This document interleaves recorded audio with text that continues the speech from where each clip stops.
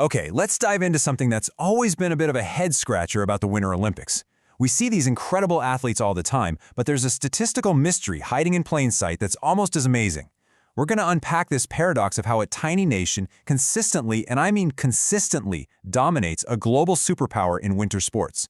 So first up, let's just look at the raw numbers from a recent Winter Games. And yeah, it's a pretty familiar sight at the top of the medal table, Norway. A stunning 18 gold medals, 41 total. Amazing.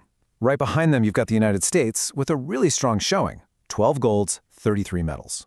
Now, on the surface, that just looks like a clear win for Norway. But this is where the story gets really, really wild. Okay, here it is. Here's the mismatch. The champion, Norway, has a population of just under 6 million people. The runner-up, the United States, has a population of 342 million. Let that sink in for a second. That means the US has a talent pool that's about 60 times larger. So how on earth does this keep happening? I mean, seriously, this isn't just a victory, it's a complete statistical anomaly. It's a question that goes way beyond sports. It gets right to the heart of culture and strategy and philosophy. How does this tiny Nordic nation consistently punch so far above its weight? Come on, let's break it down. But before we go and unpack Norway's secret, let's get one thing crystal clear. This was not, I repeat not, a story about American failure. Actually, far from it. For Team USA, this was a historic success. So while they finished second on the table, those 12 gold medals were a new record for Team USA at a single Winter Olympics. So you see, this wasn't a case of the US underperforming, it was a case of Norway just overperforming on an epic scale. And behind those American medals were some truly powerful human stories. You know, like alpine skier Michaela Schifrin, who won gold in her signature slalom event. After all the immense pressure and the personal tragedy of losing her father, her victory was just this profound moment of resilience. It's a real reminder of the emotional weight these athletes carry. And then we saw the perfect final chapter for Alana Myers-Taylor. At 41 years old, after this incredible career with 5 Olympic medals, she finally grabbed that elusive gold in monobob. She became the oldest U.S. woman to ever win a Winter Olympic medal. Just amazing. And the list of successes just goes on. For the first time ever, both the men's and women's U.S. hockey teams took home gold. And Alyssa Liu, she broke a 2-decade-long medal drought for American women in figure skating. So the point is, the U.S. had a phenomenal Olympics. The real question is, how in the world did Norway have an even better one? So what is Norway's formula? Because this isn't luck, it's not some single golden generation of athletes. No, it's a deliberate, decades-long strategy, and it's really built on 4 key pillars. Okay, so 1, sport is just deeply, deeply embedded in their national culture. 2, as one of the world's wealthiest nations per capita, they can find all the best facilities and training. 3, they're strategic. They focus resources on sports where they know they can crush it, like cross-country skiing and biathlon. And 4, and this one might be the most important, is their totally radical approach to youth sports. So get this. In Norway, for kids under 12, a lot of the time they don't even keep score in team sports. The entire focus is on participation, having fun, and developing skills, not on winning.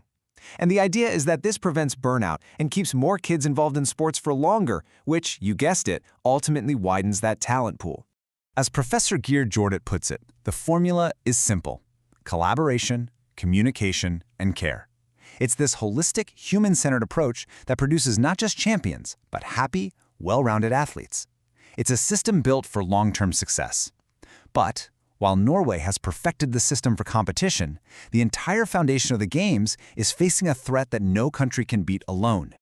Right, so while Norway and the U.S. are battling for the top of the podium, the Winter Olympics itself is facing an existential threat. The very foundation of winter sports is, well, it's literally melting away. I mean, this image says it all, doesn't it? You've got the symbol of the Games, a burning flame, set against this backdrop of patchy, melting snow. It's such a stark visual of a fundamental contradiction. An event that depends on cold and snow is contributing to a warming planet. And here's a shocking piece of the puzzle. Analysis shows that the emissions from just 3 high-carbon sponsors, an oil and gas giant, a car maker, and an airline, are estimated to be around 1.3 million tons of CO2 equivalent. That's more than the entire estimated operational footprint of the Games themselves. Just 3 sponsors. So what does that huge number actually mean on the ground? Well, those emissions from the games and just those few sponsorships are projected to cause a future loss of 5.5 square kilometers of snow cover. The games are, quite literally, melting their own future. To put that into perspective, 5.5 square kilometers is an area of lost snow that's equivalent to more than 3,000 Olympic-sized ice hockey rinks. It's a staggering scale of impact, and it's directly threatening the viability of all winter sports. So this brings us to a new kind of Olympic challenge. And ironically, it's a challenge the Games have faced before, just with a different opponent. Think back to 1988. The Calgary Winter Games made a historic move by banning tobacco sponsorship, recognizing the clear public health harm. It was a huge turning point. And yet, decades later, the Games are still platforms for some of the world's biggest polluters, whose products pose a direct threat to the planet. So this leaves us with a final and pretty crucial question. While we celebrate the incredible achievements of nations like Norway and the United States, maybe the real competition is no longer nation versus nation. Maybe the greatest Olympic challenge of our time is the collective race to save winter itself.